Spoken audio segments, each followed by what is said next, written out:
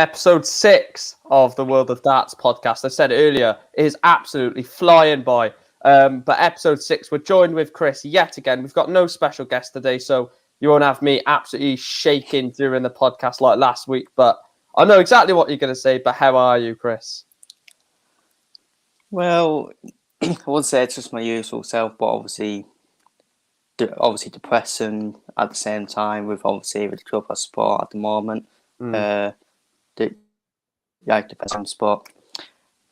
Move that out of the way, and that's for me to discuss. And this is a darts podcast. This isn't a podcast about feathers. Yeah. Yeah, absolutely. Just take a few comments. Craig says, looking forward to this, and the main man himself, which is Mike, but he's misspelt that and said Chris. Bad spelling there, Craig. Yeah, I agree with that. I agree with that. It was misspelled it. No worries. In reference to obviously my message about the podcast being later, and then Luke says evening all as well. So without further ado, let's get straight into it. I was trying to find different topics to talk about, so we don't have to keep talking about the order of merit every week. But I have got the first topic, and the first topic was the action that was underway. Last week in Belfast, night 3 of the Premier League. What was your overall thoughts of that? Because the darts on the board was absolutely unbelievable, but the crowd, like you said in the chat a few times, was pretty dull. Yeah, well, obviously without spoiling anything, it was a memorable night in the end in terms of the dartboard. But in terms on where it happened at, it's a bit underwhelming and disappointing with the crowd there. I'm pardon the Irish fans howling at the moon like a wolf at me in the comments probably. But it was it's still pure atmosphere. Even when before what happened with the things that happened during the game as well. So I mean I've seen more atmosphere in a quiet and pretty than in this pretty arena. Yeah. Awful, underwhelming.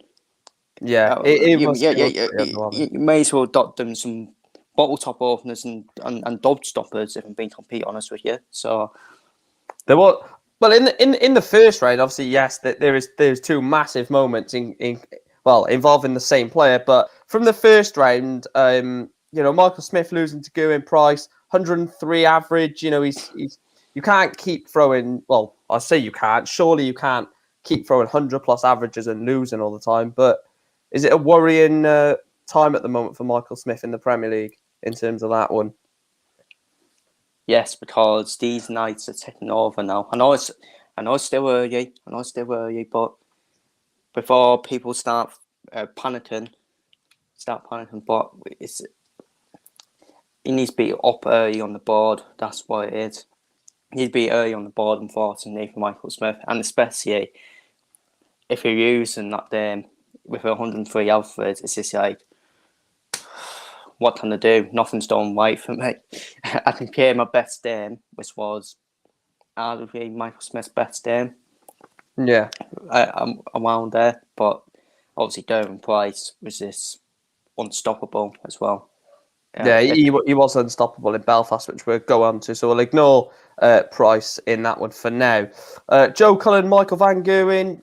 Cullen obviously got to the final the week before. You thought maybe he would push on. Yes, he's lost, to a resurging Van Gerwen, you could say. But I thought it was a bit underwhelming from Cullen. 2 Pro Tour wins. Like I said, got to the final last week, or the week before this, losing out to Johnny Clayton, who was unstoppable in Liverpool, as a Liverpool fan. Ironic scenes.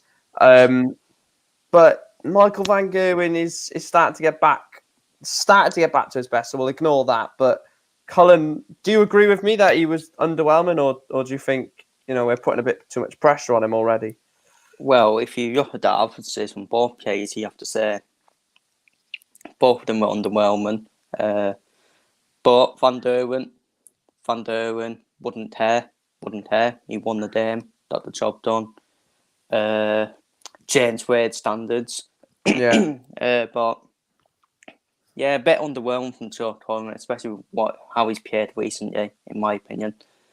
Because in recent times he's been around that 100 average mark, hasn't he? So, but again, it won't be disappointing for Joe Cullen. He's actually got points on the board, hasn't he? So he'll just move on to the next night, in my opinion. Yeah, then it was the Battle of Scotland, Gary Anderson, Peter Wright. Going into it, and quite a lot of people, whether they were right to do so, I'm not too sure, but were really bigging up Gary in this match, saying he could put Peter out. But Peter, I know we've said this about a load of players and a load of games that they just do the right things at the right time. Peter Wright done that, didn't he? A 6-4 win. I think it was 2-2 at one point. Then Peter Wright just from 2-2. I know Gary obviously got 2 legs from the rest of the match, but Peter just seemed to always have Gary at arm's length. He never really got Peter into any sort of trouble. Yeah, that's just the type of player Peter Wright is, isn't he? He puts his opponents at arm's length, as you said. And Gary Anderson didn't play too badly. He was in the game, wasn't he? He was in the game, Gary Anderson. He always seems to be in the game against these type of players, doesn't he? These big dames like Peter Wright, Van Duren, and Price, even Clayton, add Clayton to that. They haven't really played each other that many times, so maybe not add Clayton to that. But yeah, I don't think Anderson. It might be disappointed, Anderson, but at the same time, he was against Peter Wright. It's a game that can end either way, in my opinion. They've played each other a lot recently, haven't they? Gary Anderson and Peter Wright. I think they've already played each other 3 times in the Premier League now. Obviously, one of them being the semi-finals. I think it was night 1 or night 2. Yeah, semi-finals at the Worlds as well. So yeah, it's like a long time no see moment, isn't it, with them two? Yeah. The last quarter-final. Go on. Yeah.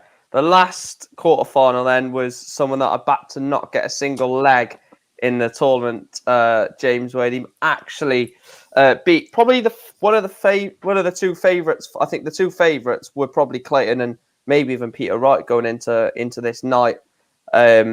And Wade beat him 6-3. Again, lower average than your opponent. A Wade win.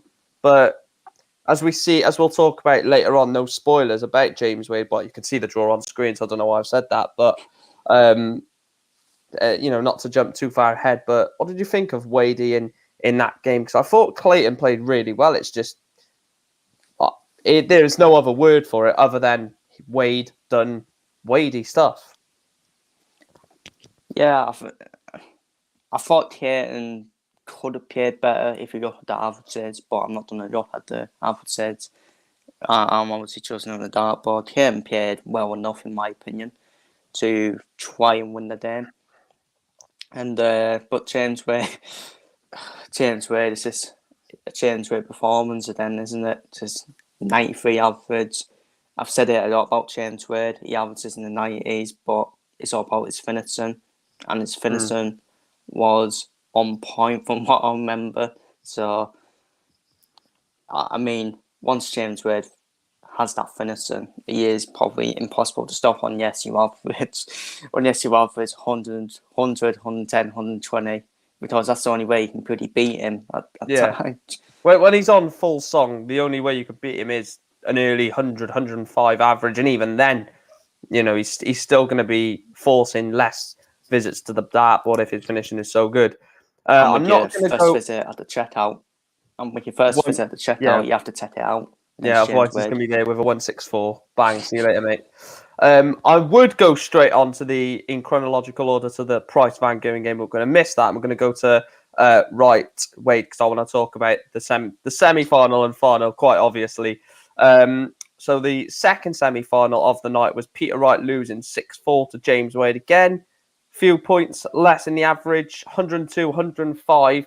You just said that Wade is 90s average, but he proved us a bit wrong against Peter Wright. 105 102, sorry, average for Peter Wright. 102 for Wade, 105 for Peter Wright. Lose, less averages by a few, but averages mean nothing.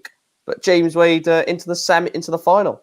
Very good night for James Wade, actually. A lot was said about Wade that he's under the radar and, not really pushing on, but he's got himself to a final. I said he was never going to win a leg in this night, and he's managed to get his way to the final.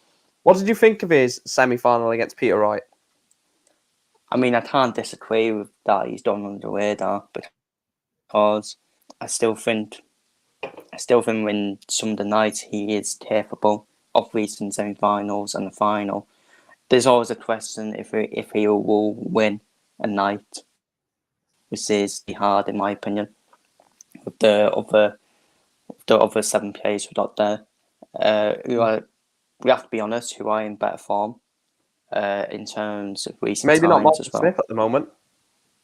Apart from Smith, and even though Smith, he averaged 103, he's not playing well. He's just not getting over the line.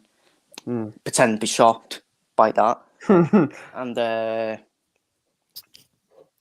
it's just change with performance, isn't it? Change with performance, and I mean Peter Wright. I think you would put your house on Peter Wright to win that game if we're being honest. And James Wade, even though I still think it would have been a close game, because Wade, he's never beaten easy by these big 3 players, in my opinion. He is always in and around the game, but they do that over the line dancing. But that comment there, well, Peter Wright was in good form, wasn't he? He just lost to James Wade again, whose finishing was on point again in another game.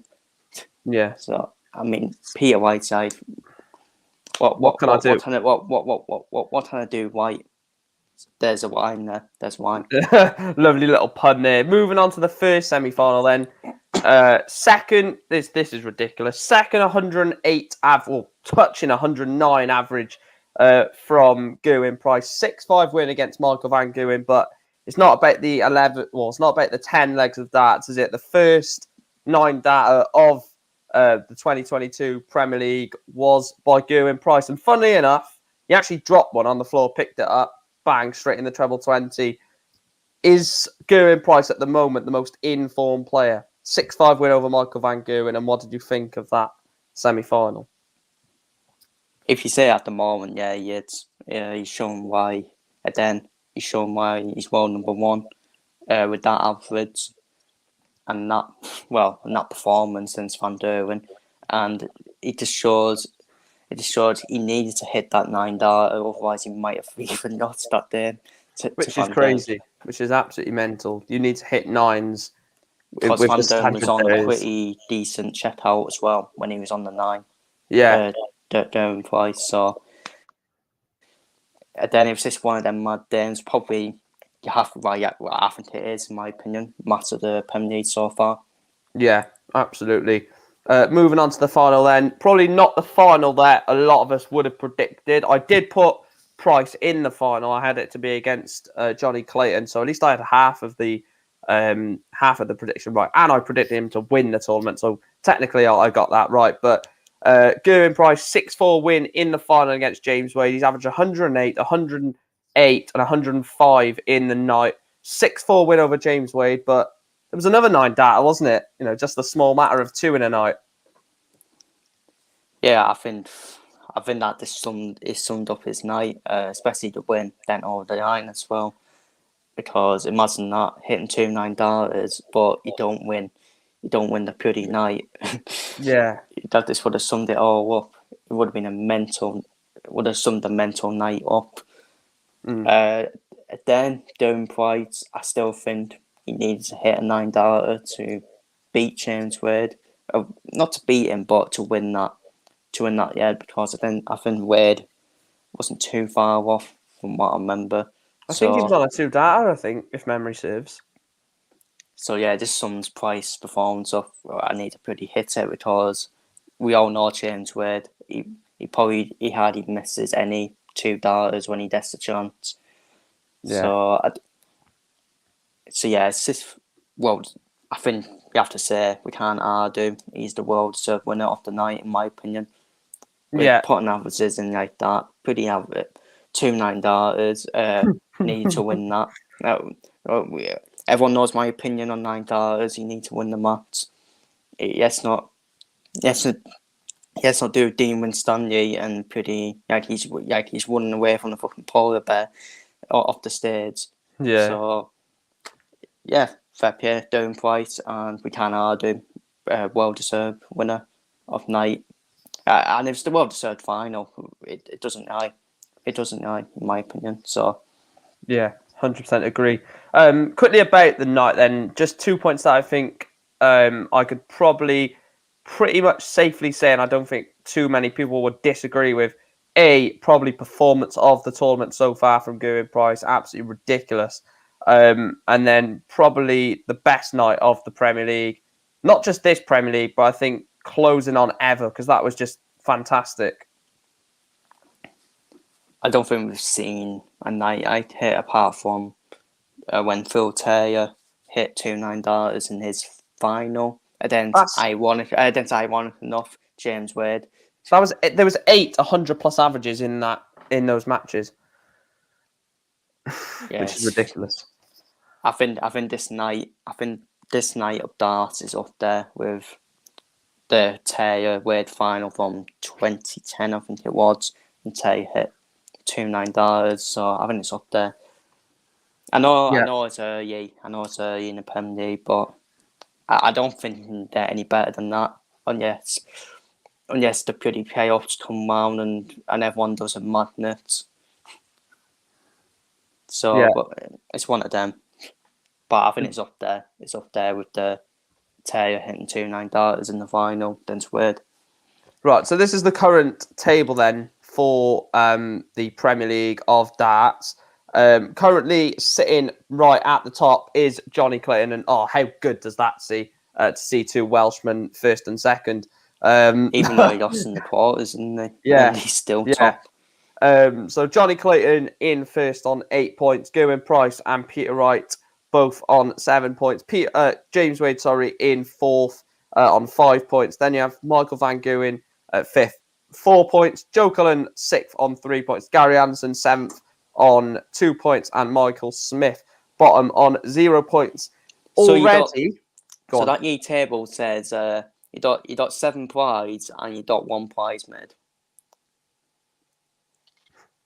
Not saying anything. Moving on.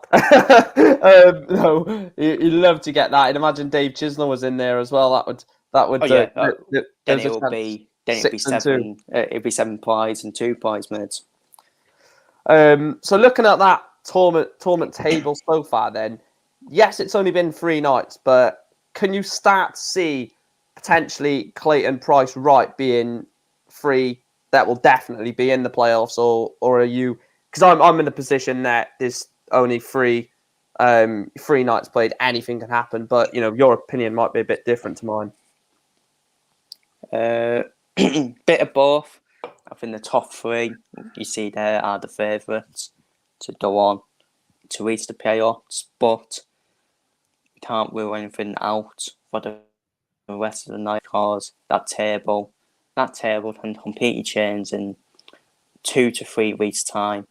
And we'll be seeing, all of a sudden, we might see Price, Wright here and out of the top 4. And all of a sudden, we'd be like, well, that we were stupid to predict the top 3.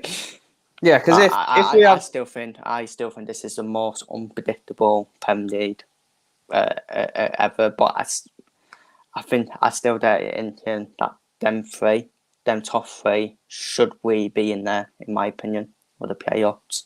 Yeah. If all goes well, of course. Yeah, because you could have, 1 week, you could have a Gary Anderson, Joe Cullen final, and then they would both, Michael Van Gerwen, Cullen final, and then they would both go into the top 4, and then it would change everything, wouldn't it? So, like I said, anything can change. Then that final position is off the clouds for anyone. And I mean anyone, Van Gerwen, even though people like to wet the underpants already that, Michael Van Gerwen's back already in his resurgence of form. He showed that he has done back to pretty 91 average then. So he just don't know what Mike Van Gerwen done there. So I think I think, like I said, the weather is more predictable than Van Duren's form at the moment. Yeah, I really do want him to get back to that. The next point then is obviously the Riley's qualifiers did take place over the last couple of weeks, I think. So 16 amateur qualifiers. Well, I'll say amateur because there's something I want to talk about in a minute. But 16 amateur qualifiers are qualifying for a place at the 2022 UK Open. Qualifiers back again. They weren't there last year. I don't think they were the year before. I'm not too sure, but are returning for this UK Open. 16 qualifiers. Obviously, there's some massive names in here. I'll just quickly run through the list. If there are some people that obviously I don't know anything about, obviously there's a lot that I do, but just to run through the list then. So Steve Clayton from Nottingham, Matt Good from Norwich, Graham Hall from Solihull, Ryan Harrington from Harlow, Paul Hogan from Benfleet, Prakash Jiwa from Coventry, Jelle Klassen from Coventry, Danny Lauby from Cholton, Kai Van Loon from Chester, Paul Marsh from Norwich, Ryan Murray from Cholton, Diogo Portela from London Victoria, Dan Reed from Solihull, Mark Rice from Chester, Scott Taylor and Adam Warner from Liverpool. Now, obviously, there's definitely that's not a football. This is not a football stream, so don't put football stuff in. He says Carlisle ain't going up. Well, obviously they're towards the bottom. So, but Oh no! but I didn't know that. We have got games in hand. To be fair, you only got to get about 50 points. But anyway, ignore that. Talking about the Riley's qualifiers, then we'll get into. It is controversy. We'll get into the controversy in a minute, but who's the standout player in there? I know exactly who it's got to be, but is there any players there that, maybe I don't, I know quite a few, but is there many that, people probably won't know that you could see as potentially, getting a couple of wins at the UK Open? Yeah, I'm with you. I'm with you. No disrespect to Dan Reed, Mark Wright, Scott Taylor, Adam Warner, Steve Clayton, Matt Dodd, and Graham Hall. No offense to them. I think they're unrecognisable names in my opinion. But I do know the rest. I'll say Paul Holden for me. Yeah, he's always at my net. Well, he always he's always there, and I still think he is still a top player on his day. He is 90th for his player. He's at the WDF, I think, as well. And I think he's always in the contender to win that, with all due respect. Yeah. Up there with Martin Adams, etc. And Jared Cole as well. Yep. We will get onto the controversy in a minute, but one thing I do want to say is, this is a massive opportunity for the likes of, Steve Clayton, Matt Good, trying to find someone else, Mark Rice, for example. If you can qualify for the UK Open, which these 16 have, all it takes is, one win or, 2 wins maybe, and you could end up we'll talk about the UK Open in a minute. Obviously, no predictions yet because we haven't even had the first round draw, but if they can get 1 or 2 wins, get, a seed from like 64th in the world down to 128, and it's a big 68. So like maybe a Darren Webster, for example, and they draw Darren Webster, there's a chance they could be on the main stage. Very true. And is there anyone else from what I remember who is probably a big name out of that 64 to 128? I actually forgot already. Scott Waits? Yeah, Scott Waits. I'm trying to think of someone, but having his name done out of my head. But yeah, I think there's a lot of standouts who have qualified, haven't there? Yeah, Klassen. Potentially could make a 1 at the UK Open. You just never know. When people say, "Oh, this player, what has happened to this player? They've done downhill. They're not getting past the first round." Then they end up doing that. It's like Dan Webster. He's joined. Dan Webster only's been coming back recently, hasn't he? After his recent times when he's been struggling as well. Ryan Murray, I think he's recognisable. Danny Alby, very big name.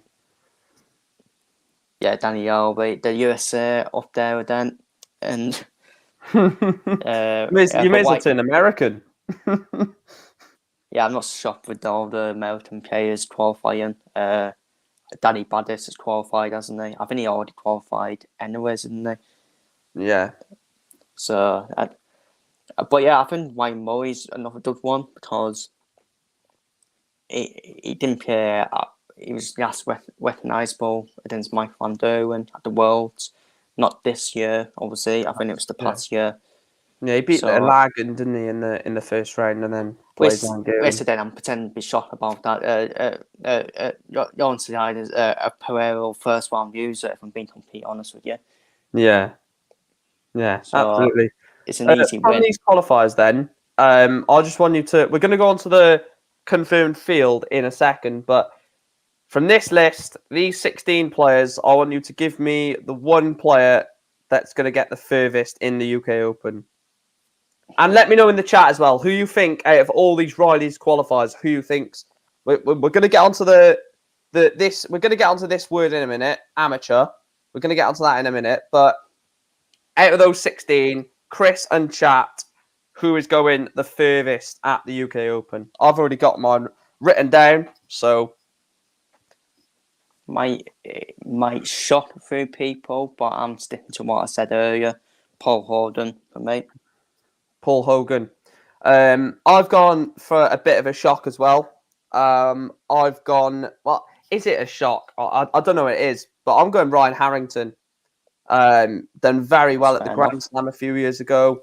Got to either the UK Open. I think it was the UK Open and played Van Gogh on stage. And played quite well. So. Yeah.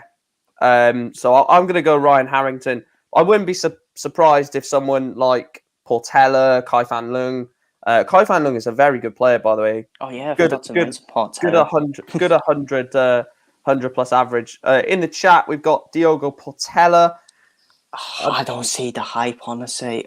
I don't think he's that good. He comes through that Brazil qualifier for the World, I think, for like 7-8 years now, where he just consistently qualifies because the standard is bad. Yeah, with all due respect, there's only one player from Brazil, Portela.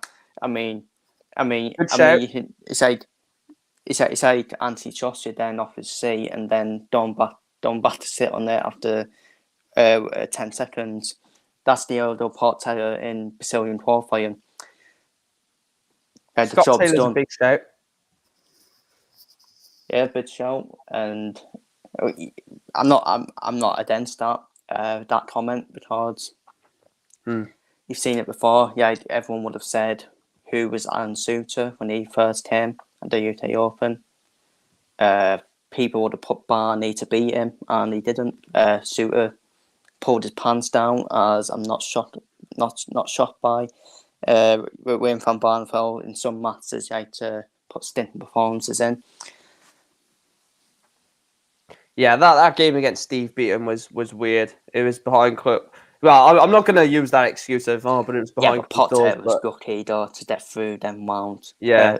Out of form Ken Durant, I think it was. I think Durant beat him, didn't he? Yeah. But because that's when Steve Beaton. Yeah, that's when Durant left the that's board. What I meant. Left the darts in the board, didn't he? Steve Beaton was the out of form one. Yeah, because I remember that game when he left his darts in the board. Glenn Durant and Portela was. And I think Durant was lucky to beat Portela as well, because that was when Durant was in his current form now, out of form, unfortunately. Yeah. So the Riley's qualifiers do qualify for the UK Open, which means the UK Open field is completely full. So we are going to go through the UK Open so you can see it then. So join in. One player has withdrawn, by the way, Michael Unterbuchner. That's how you pronounce it. Yeah. The German. Yeah.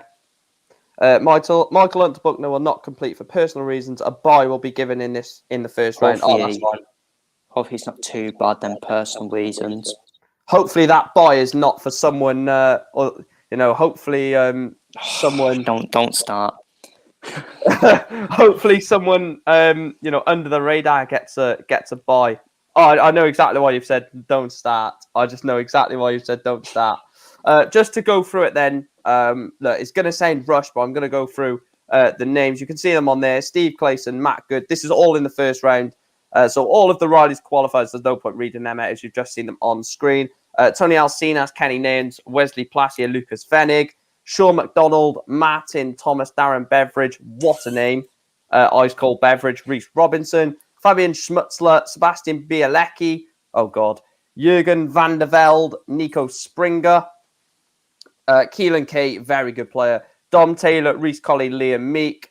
And then also in the first round, that's the second round, Sagansky, Janssen, Kachuk, Van Bogard, Hendricks, O'Shea, Montgomery, Roman, Williams, Burnett, Webster, Rafferty, Pitchko, Peters, Moll, Justicia, Rauby, John Rodriguez, Brooks, Van Dongen, Campbell, Martinez, Fulwell, Waits, Rusty J. Rodriguez, Everett, Wilson, Rock, Burness, Mansell, Wilkinson, and Anderson is the first round. Then the second round is seed 65th in the world to 96.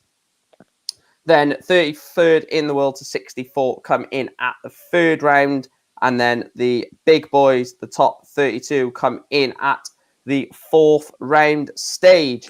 So Big boy and Mensa Fish shouldn't door in the same sentence for me. He is an experienced player, but to call him a big boy, come on. come on now. With all due respect, if fans show us beating him, then I think we should all go back to see if I'm being completely honest with you.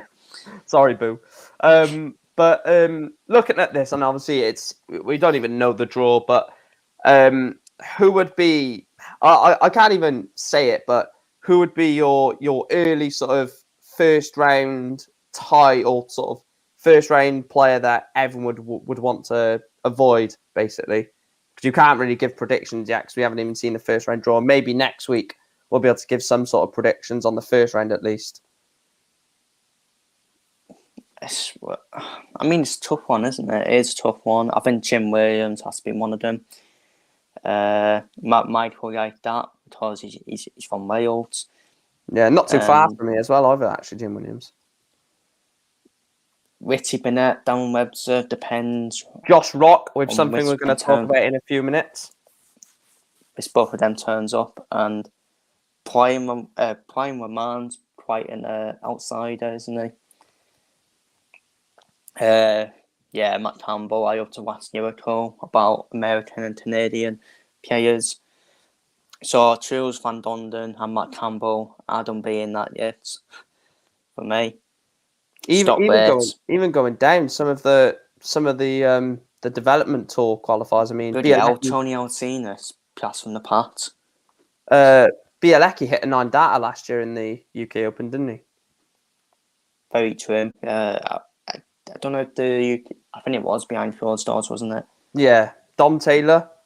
Lucas Venig as well. He and Hayes a good player. Kai Fan Lung, Yella Klassen, Prakash Jiwa. I quite like Prakash Jiwa. He's a tiny little player, Prakash Jiwa, Indian. Hopefully, I want to see him get to the World Cup of just when you said tidy there, I was like, I hope people don't mean it in the one way.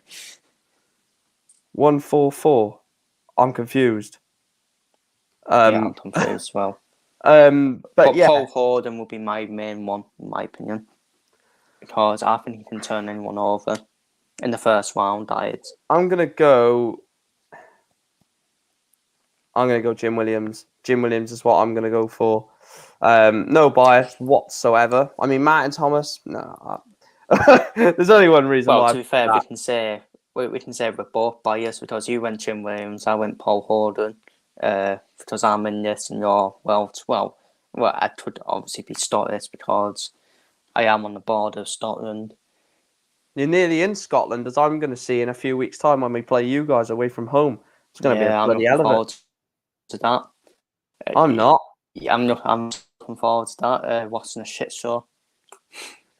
You only got to step at your ace. I got to go on a bloody 14-hour rain trip. I'll be more bothered about the pretty catering than the pretty what's happening on the football pitch. Yeah, that's actually true. If they carry on as they are. That's actually very true. Forget the football. But that's the UK Open. Obviously, all of them will be in the first round. Then too many good players, man. Too many. Yeah, it's mental. And then the second round, some of the players that are coming in at the second round, Keane Barry, going down the list, Adam Gavlas, very good player, Gavlas, Danny Baggish, John Worsley, big up. Good to see Vampire. Yeah, John Michael as well, has always played quite decent at the World Championship. Connor Stutt is a good player.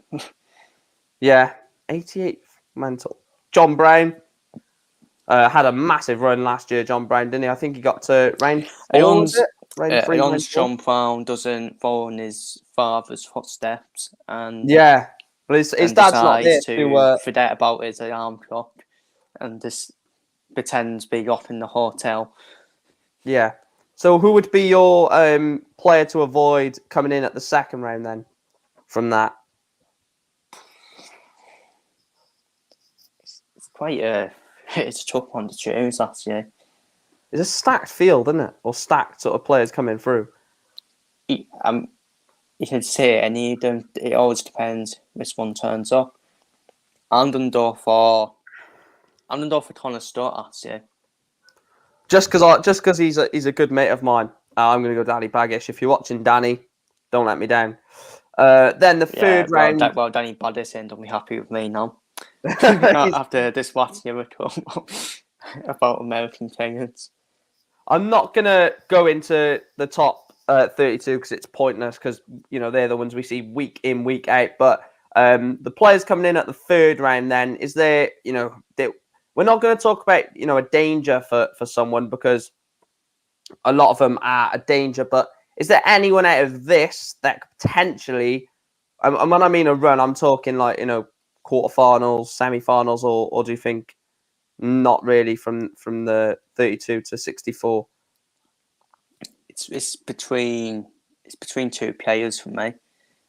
I think I could guess both of them. Well, we'll see. We'll see about that. Kim Hypert. No. Kim Hypert and Adam Hunt for me. Adam Hunt, yeah. I in my head I thought he was going to say Ross Smith, Adam Hunt, but what about AD Lewis? Don't you fancy Jackpot to go on a little bit of a run? Well,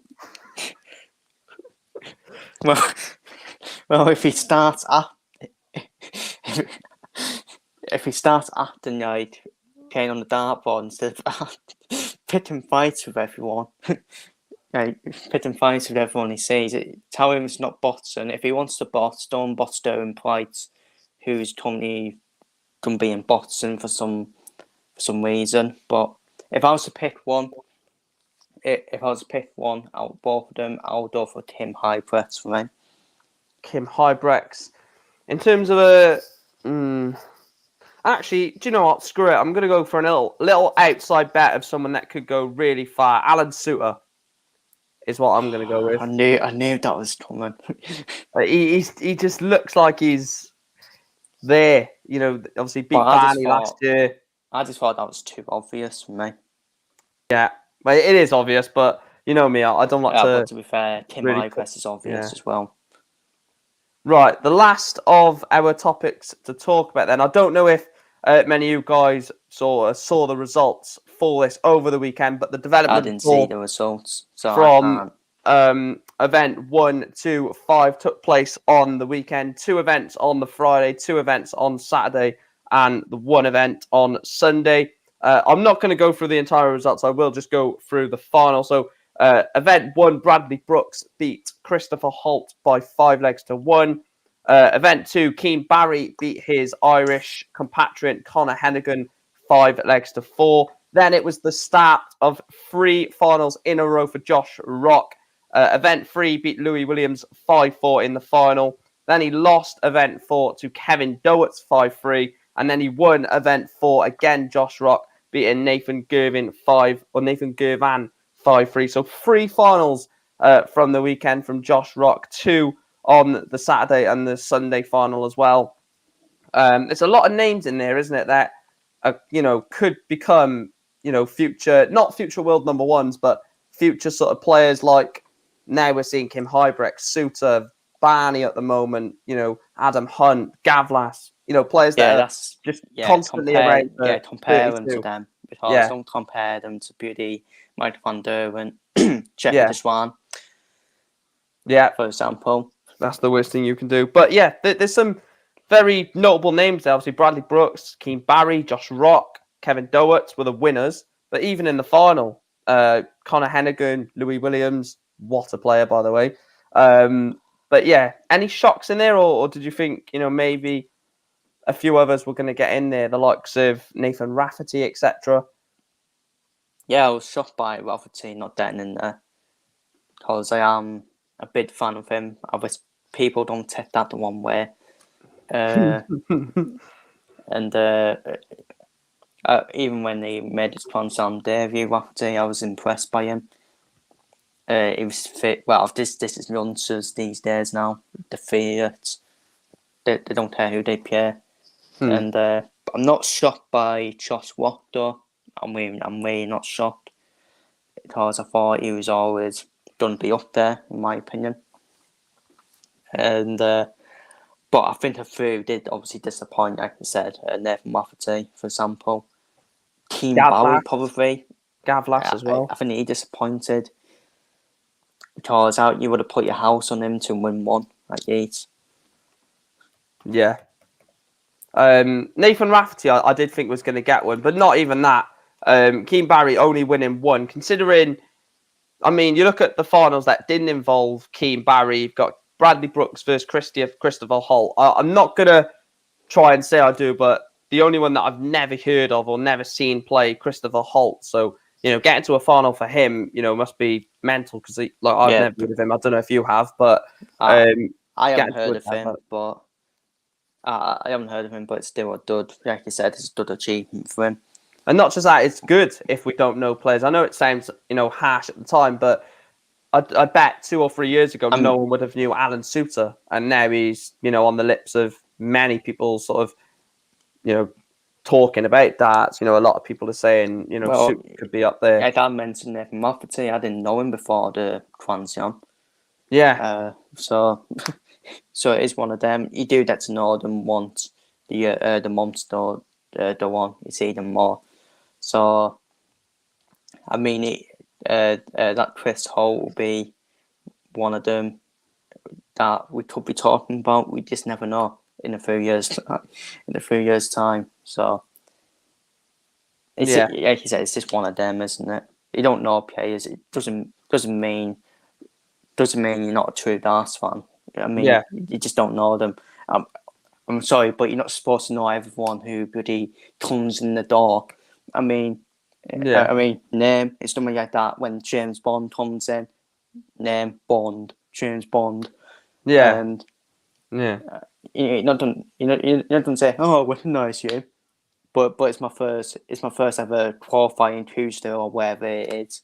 So, and not being funny, there's 256 there was 256 entries for this development tour. So only, obviously 5-6 have got to finals. So there's 250 that have not even got to a final. So they're not going to be. I did have a look at some of the field in them, and there were, I think, event 3. I can't remember. Like I said, I did skim through it to find the final results, but I think event 3, Nathan Rafferty, I think it was, lost in like the second game in the 1-2-8, and like unless you are a die-hard darts fan that's going to go and check every single result, you're just not going to see this. But that's what the pundits are there for, unless they're not flip-flopping on certain. Yeah, exactly. Yeah. But that is.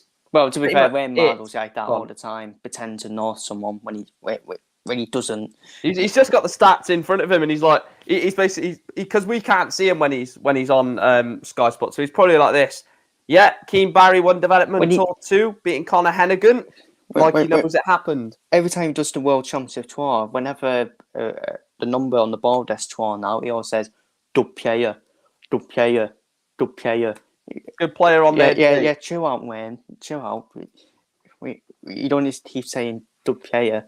Yeah. Unless you have Wayne Marlowe predicting Christopher Tatsy to win a tournament every bloody tournament. Yeah. I bet he was absolutely furious he wasn't in the in the Premier League, wasn't he? But no, we're not going to get into that. But we don't want them to conspiracy theories now if he's involved, Wayne Marlowe. Yeah, absolutely. But that's all the sort of latest news in terms of things that have happened. So we're going to move on. We've done well, actually. We've done well today in the 45 minutes. With a not loaded darts week. I think that 1 week when we had the seniors, the Premier League, the start of the Pro Tours, it was like, wow, okay, how are we going to fit this in an hour-ish? And now it's like, we're going to have to try and stretch this to an hour, but we have got to question times now. So if you have any darts-related questions from maybe, the Premier League, I know we're probably going to get a question, where do you think this player will finish come the end of the year or anything like that? But if you do have any questions for us to answer, please put them in the chat. At the protected order merit. I think it's shown a couple podcasts ago, where by the end of the year, Van Durham could potentially be number 7, which I don't think he will. I'll put that on now, actually. I will get the projected PDC rankings by the end of the year. This is basically... And I know you don't want to show it because Durham Price is not going to be number 1 on it. All right. Less of that. But we'll look at the top 16 first to see sort of major changes. Vandenberg's so low, man. No. Yeah, Vandenberg 14. Ryan Searle breaks the top 10. Rob Cross, world number 6. Michael Smith, world number 3. Don't know what they've been doing. Well, he lost in the World Championships 2 years ago, very early, didn't he? So he's not retaining much from that. So I mean, if Michael Smith got to a potential world final again, you never know. In a couple of other events, we could be seeing Michael Smith as the world number 3 or world number 2. I think Smith, for me, at best, is number 4 in the world.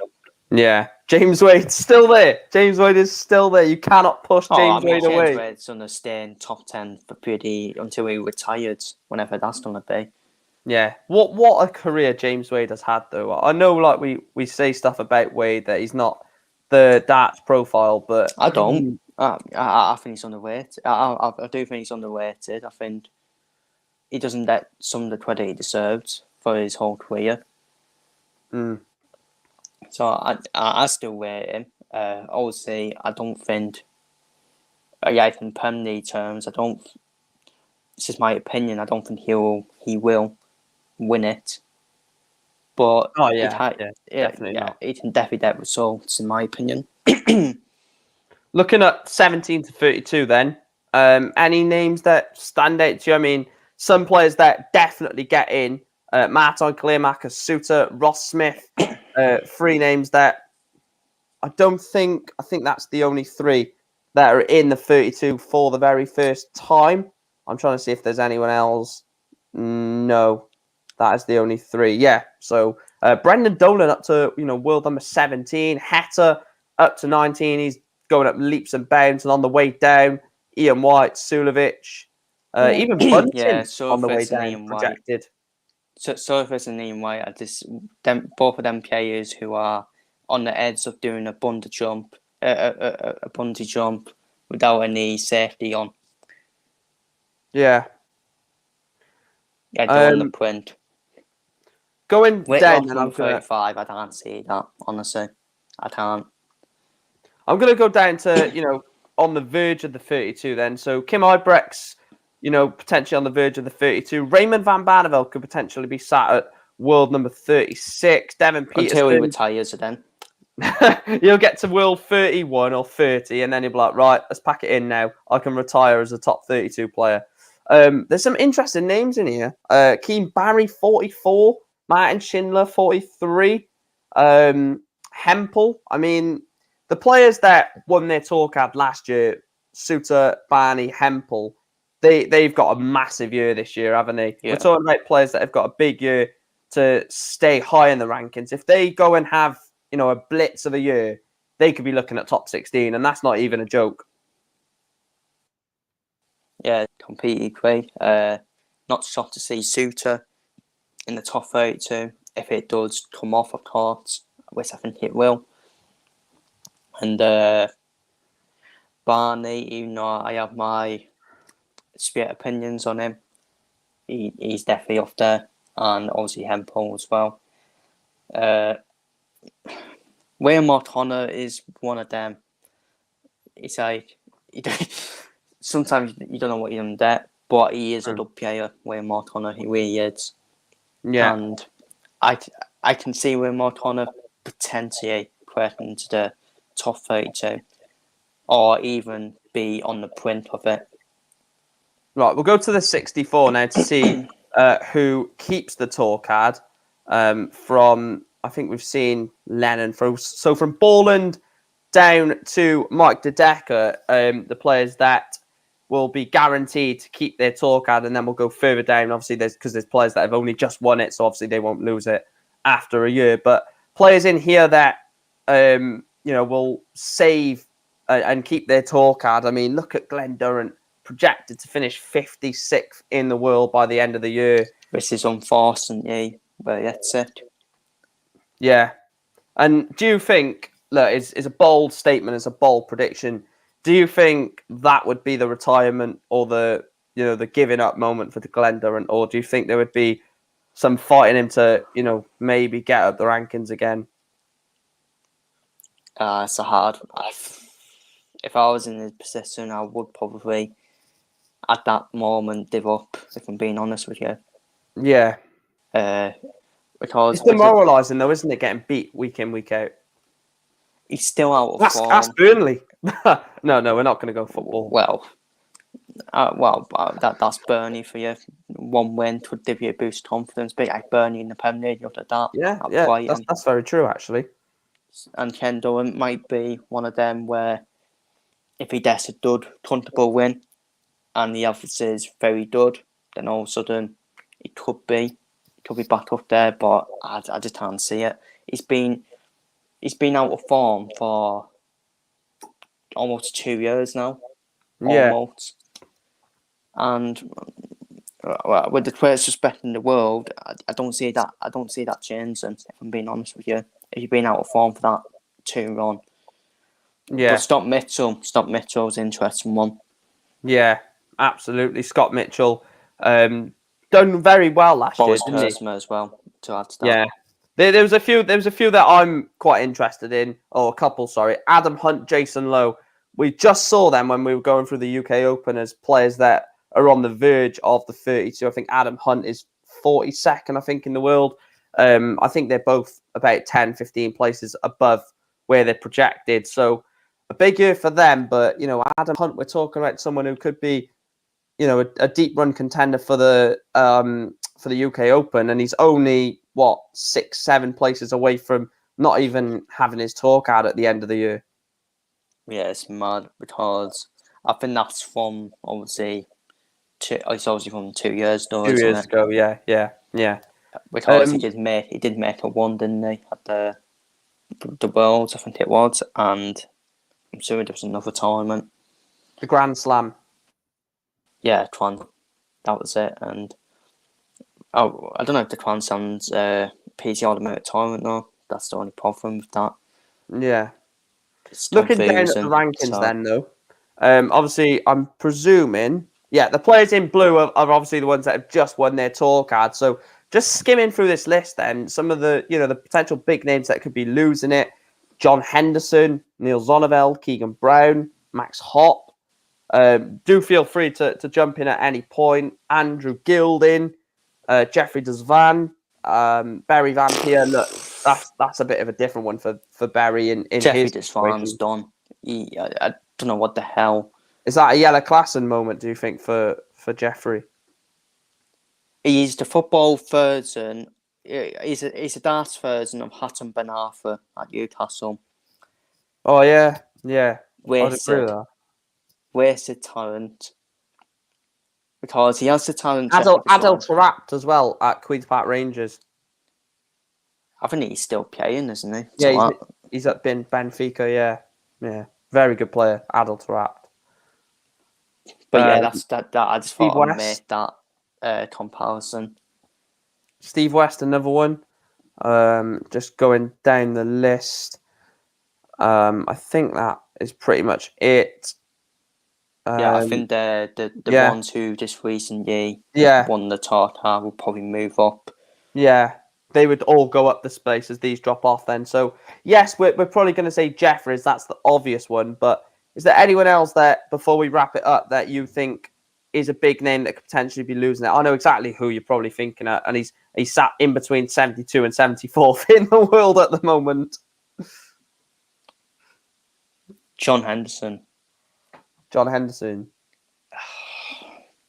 I'm going to go Max Hopp. Keegan Brown again, though. Adam Gavlas. Yeah, Matt Hopp is up there, but I just thought that was, again, pretty obvious. Yeah. And, I mean, with John Henderson, I think we all like him, don't we? He's a likable guy as well. It's just one of them. I just don't see him really getting back in top 64. I know that might sound harsh, but I just don't see it. Yeah, that's exactly what I said about Max Hopp. There's so many good players, though. That's the really problem. Yeah. I'm telling you what. I'm telling you what right now. Dollars from my Fury, Jeff Smith will be back in the top 64. Trust me. Yeah, I mean, look, I know obviously these are all projected, but he's only 1.75 off, isn't he? So it's absolutely nothing off the top 64. And if you look at the players in top 64, with all due respect, Jamie Hughes, Mike Decker. Jamie Hughes, by the way, didn't play bad at the Worlds. He just stopped by I forgot someone. Smith. I forgot someone that I think is going to rise up this year, Razma. I think Madaz Razma could have a massive year and potentially, not obviously break the 32, but I'd say probably around this area, the low 40s, early definitely. 50s is what I would go with. I really like Razma. He's with all due respect, on the Baltic score. With all due respect, he does need to kick up the backside, Razma, and he does need to start doing it now. Yeah. Because every year it's like, oh, Razma. He needs to start doing it now. He needs to start doing it. Yeah, because he's in quite an experience, or not quite an experience, but quite a stacked tour with the Baltic. He's got himself, he's got Labanauskas. I didn't realise your boy Yuri Williams was up that high. Yeah, that's what you get 51 from supporting. I think the world was probably helped with the world was kind of helped with that, didn't it? But yeah. Apart from that, yeah, but that's where we're going to wrap it up. Then we have a very good podcast, actually. You know, there was going into it. I didn't think we was going to be able to talk for an hour, but you know, me and Chris get us a few 10-minute podcasts. Get us a few topics, and we'll talk for a few hours for you. I don't think we'd go for a couple of hours, but yeah, very good episode. Episode 6, like I said, it's absolutely flying by. Thanks for joining again, Chris. And where can we find you? Find me on YouTube at Chris Welts, where I'll do Carlisle content, unfortunately. Liverpool in the national team, F1, darts and boxing. Yeah, cheers for coming on yet again for episode 6. Episode 7 obviously will be next week again, same time, same place at 6 p.m. And I think we might have the draw for the UK Open by then. So if we do, we can have an early prediction on the first round games. I'm not too sure if they do the first round and the second round and the third round in sort of one, where they say the winner of that will play the winner of this. Because it's just stupid. Because it should just be a draw before every round, I think. But obviously, there's a quick turnover on the Friday, isn't it? You've got 3 rounds. Easy that a Price versus Van Durn, which is what you like in the UK Open, and you have the early round. Yeah, they can face each other. I don't think the draw's going to be. Look, I'm not going to get into this because I know it is. You can get a lot It's not done of politics around this, but I hate the fact that we have non-live draws. But it's not going to be a live draw. And Kieran says, "Thanks, guys. Thank you for watching more than anything. Great pod again, and thanks to Chris for coming on. It was such a pleasure. We'll see you next week at 6 o'clock, and hopefully we can have a few more topics to talk about. Go subscribe to Chris Welch. I think he's closing in on 70 subscribers, so please make sure to hit the subscribe button on his channel, and we will see you Tuesday. I am live on United TV in about half an hour predicting Atletico Madrid versus Man United. Thanks for watching. See you over there. Thanks again, Chris.